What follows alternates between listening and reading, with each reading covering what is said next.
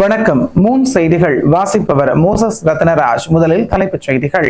பாஜகவை சேர்ந்த எத்தனை பேர் தமிழ்நாட்டிற்கு வந்தாலும் திமுக தலைமையிலான மதசார்பற்ற முற்போக்கு கூட்டணிதான் வெற்றி பெறும் என முதலமைச்சர் மு.க.ஸ்டாலின் தெரிவித்துள்ளார். தமிழக சட்டப்பேரவை தேர்தல் வரும் 23ஆம் தேதி நடைபெறவுள்ளது. தேர்தலில் பதிவாகும் வாக்குகள் மே 4ஆம் தேதி எண்ணப்பட்டு அன்றே முடிவுகள் அறிவிக்கப்பட உள்ளது. தேர்தல் நெருங்கி வரும் நிலையில் அரசியல் கட்சியினர் பிரச்சாரம், வாக்கு சேகரிப்பு உட்பட பல்வேறு நடவடிக்கைகளை தீவிரப்படுத்தி வருகின்றனர்.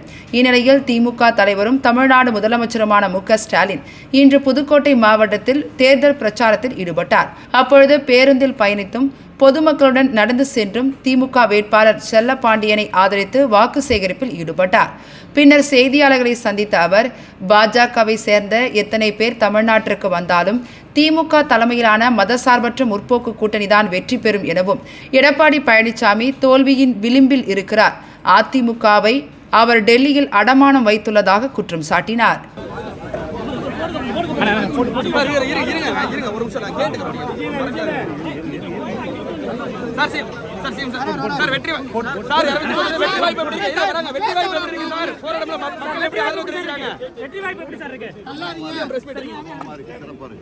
எடப்பாடி பழனிசாமி தொடர்ச்சியா விமர்சனம் பண்ணிட்டு இருக்காரு. நிதி மேலாண்மையை கையாள தெரியலன்னு சொல்லி விமர்சனம் பண்றாரு. தொடர்ச்சியா பாஜகவுல வந்து பல்வேறு தரப்பினர் வந்துட்டு இருக்காங்க. பாஜகவோட விமர்சனம், பாஜகவோட வந்து பிரச்சாரம் எடுபடுமா தமிழ்நாட்டில்? எத்தனை பேர் வந்தாலும்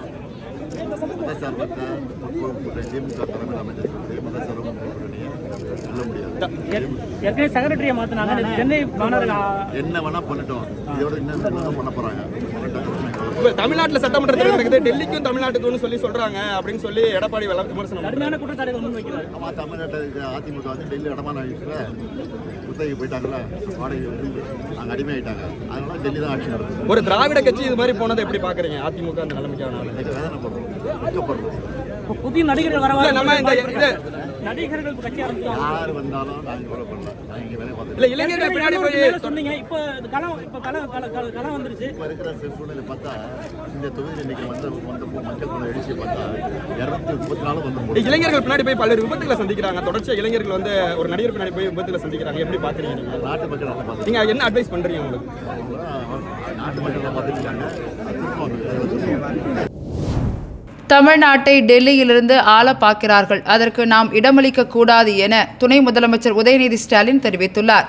நடைபெறவுள்ள சட்டமன்ற பொதுத் தேர்தலில் திமுக சார்பில் போட்டியிடும் வேட்பாளர்களை ஆதரித்து தமிழகம் முழுவதும் துணை முதலமைச்சரும் திமுக இளைஞரணி செயலாளருமான உதயநிதி ஸ்டாலின் பிரச்சாரம் மேற்கொண்டு வருகிறார். அந்த வகையில் திருச்சி மாவட்டத்திற்கு உட்பட்ட லால்குடி, மணச்சநல்லூர், ஸ்ரீரங்கம் மற்றும் திருச்சி மேற்கு ஆகிய தொகுதிகளில் போட்டியிடும் திமுக வேட்பாளர்களை ஆதரித்து இன்று பிரச்சாரம் மேற்கொண்டார். அப்பொழுது பேசிய துணை முதலமைச்சர், காலில் விழுந்தவரையே காலை வாரி விட்டவர் எடப்பாடி பழனிசாமி எனவும், தமிழ்நாட்டை டெல்லியிலிருந்து ஆள பார்க்கிறார்கள், அதற்கு நாம் இடமளிக்க கூடாது எனவும் தெரிவித்தார். எங்கயாவது பாத்திருக்கீங்களா மொரட்ட அடிமைய? இதைத்தாம்மா சொன்ன. அவர் கோச்சுக்கிட்டாரு. என்ன தெரியுமா சொன்னாரு? உதயநிதிக்கு எந்த அனுபவமே கிடையாது. உதயநிதிக்கு எந்த அனுபவம் கிடையாது. என்ன அனுபவம் இருக்கு அவருக்கு அப்படின்ட்டாரு. ஆமா, அவர் என்னோட வயசுல மூத்தவர் தான். அவர் ரொம்ப அனுபவசாலி தான். எதுல அனுபவம்? இதான் அவர் அனுபவம். இதான் அவர் அனுபவம். இதாம்மா கீழே படுத்திருக்காருமா. கீழே ஒருத்தர் படுத்திருக்காரு. இப்படிதாம்மா அவர் முதலமைச்சர் ஆனாரு. 2016ஆம் ஆண்டு மக்கள் வாக்களிச்சது, மக்கள் முதலமைச்சரா தேர்ந்தெடுத்தது மறைந்த முதலமைச்சர் ஜெயலலிதா அம்மையார். அவங்க இறந்து போனதுக்கு அப்புறம் சசிகலா அம்மா காலை பிடிச்சி இப்படிதான் அவர் முதலமைச்சர் ஆனாரு. இதத்தான், இந்த அனுபவம் எனக்கு கிடையாது. இதத்தான் நான் சொன்னேன். என்ன தெரியுமா சொல்லிட்டாரு? இப்போ இதுல என்ன தப்பு இருக்கு?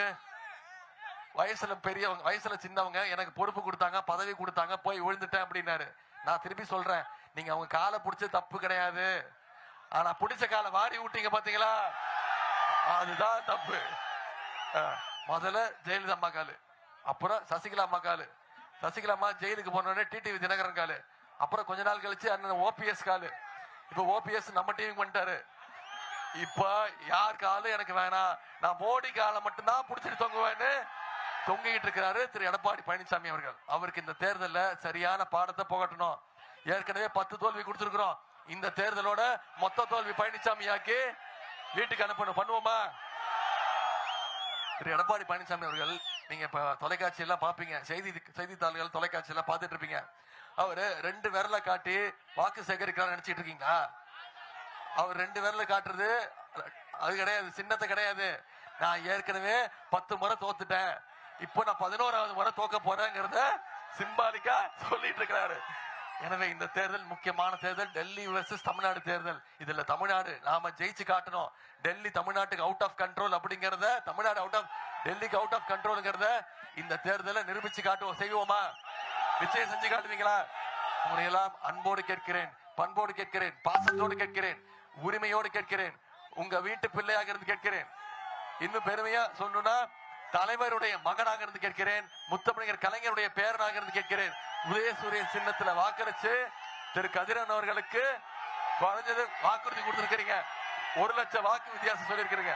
1 லட்சம் வாக்கு வித்தியாசத்தில் ஜெயிக்க வச்சு சட்டமன்றத்துக்கு அனுப்புங்க. அவங்க தொகுதிக்கு என்னென்ன தேவையோ நம்முடைய முதலமைச்சர் அவர்கள் செஞ்சு கொடுப்பார். உங்களுடைய அன்புக்கும் ஆதரவுக்கும் நன்றி, நன்றி, நன்றி. தமிழக சட்டப்பேரவை தேர்தல் நெருங்கும் நிலையில் மாநிலத்தின் உள்துறை செயலாளரை மாற்றி தேர்தல் ஆணையம் நடவடிக்கை எடுத்துள்ளது. தமிழக சட்டசபை தேர்தல் வரும் 23ஆம் தேதி நடைபெற உள்ளது. தேர்தலில் பதிவாகும் வாக்குகள் அடுத்த மாதம் 4ஆம் தேதி எண்ணப்பட்டு அன்றே முடிவுகள் அறிவிக்கப்பட உள்ளன. தேர்தல் நெருங்கி வரும் நிலையில் தேர்தல் ஆணையம் பல்வேறு அதிரடி நடவடிக்கைகளை மேற்கொண்டு வருகிறது. அதன்படி பல்வேறு மூத்த IAS, IPS அதிகாரிகளை தேர்தல் ஆணையம் அதிரடியாக இடமாற்றம் செய்து வருகிறது. இந்நிலையில் தமிழக உள்துறை செயலாளராக செயல்பட்டு வந்த தீரஜ்குமார் மாற்றப்பட்டுள்ளார். புதிய உள்துறை செயலாளராக மணிவாசனை நியமித்து தேர்தல் ஆணையம் உத்தரவிட்டுள்ளது. மணிவாசன் IAS இன்றே பதவியேற்றுக் கொள்வார் என தேர்தல் ஆணையம் தெரிவித்துள்ளது. முன்னதாக தமிழக தலைமை செயலாளர், DGP, சென்னை காவல் ஆணையர், லஞ்ச ஒழிப்பு DGP உள்ளிட்ட முக்கிய அதிகாரிகளை தேர்தல் ஆணையம் மாற்றம் செய்துள்ளது குறிப்பிடத்தக்கது. சென்னையில் ஆபரண தங்கத்தின் விலை சவரனுக்கு 200 ரூபாய் குறைந்து 1 சவரன் 1,12,800 ரூபாய்க்கு விற்பனை செய்யப்படுகிறது. சென்னையில் ஆபரண தங்கத்தின் விலை கடந்த சில மாதங்களாக வரலாறு காணாத வகையில் உயர்ந்து பெரும் அச்சத்தை ஏற்படுத்தி வருகிறது. இந்நிலையில் தங்கத்தின் விலை நேற்று உயர்ந்திருந்த நிலையில் இன்று சற்று குறைந்துள்ளது. அதன்படி சென்னையில் ஆபரண தங்கத்தின் விலை சவரனுக்கு 200 ரூபாய் குறைந்து 1 சவரன் 1,12,800 ரூபாய்க்கும், கிராமிற்கு 25 ரூபாய் குறைந்து 1 கிராம் 14,100 ரூபாய்க்கும் விற்பனை செய்யப்படுகிறது. தங்கத்தின் விலை குறைந்துள்ள நிலையில் வெள்ளியின் விலை எந்த மாற்றமின்றி நேற்றைய விலையிலேயே விற்பனை செய்யப்படுகிறது. அதன்படி சென்னையில் சில்லறை வெள்ளியின் விலை 265 ரூபாய்க்கும், கட்டி வெள்ளியின் விலை கிலோ 2,65,000 ரூபாய்க்கும் விற்பனை செய்யப்படுகிறது.